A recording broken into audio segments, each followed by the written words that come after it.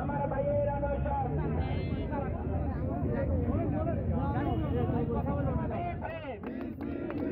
শিক্ষানীয় বাণিজ্য শিক্ষানীয় বাণিজ্য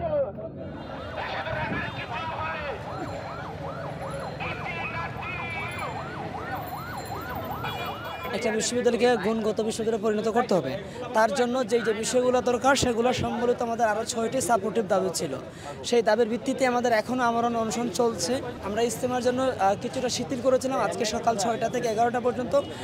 11টার পরে আমাদের চলমান ব্লকেট কর্মসূচি রয়েছে, কিন্তু এটা আজীবন থাকবে যতক্ষণ পর্যন্ত আমাদের দাবি মেনে না নেওয়া হবে।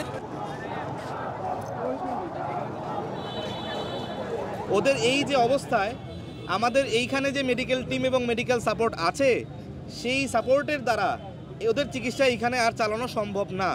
এই মুহূর্তে ওদেরকে হসপিটালাইজ না করতে পারলে হয়তো ওদের শারীরিক একটা লং টার্ম অথবা শর্ট টার্ম কমপ্লিকেশনের আশঙ্কা আমরা করতেছি।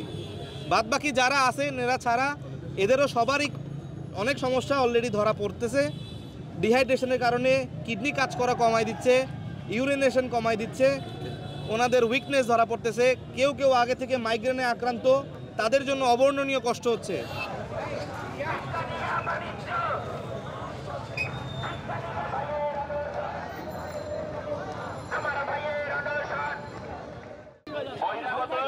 বিশৃঙ্খলা না ঘটানোর চেষ্টা করে